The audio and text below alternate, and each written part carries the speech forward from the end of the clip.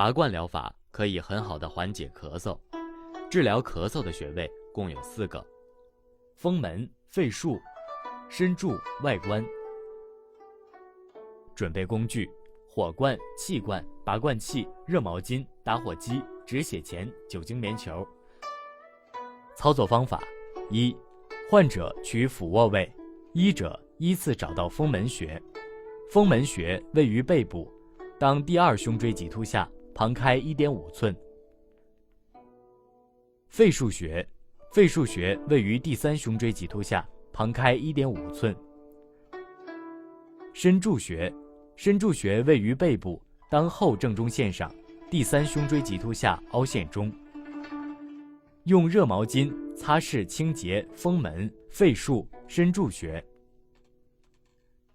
医者右手持罐，左手用止血钳夹住沾有酒精的棉球，点燃棉球后深入罐内旋转1圈，马上抽出，然后迅速将火罐扣在风门穴、肺腧穴、身柱穴上，每穴留罐15分钟，然后将罐依次取下。2、患者取仰卧位，医者找到外关穴。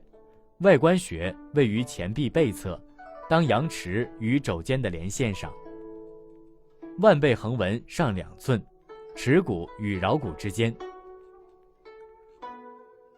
用热毛巾擦拭清洁外关穴，对侧以同样的方法操作。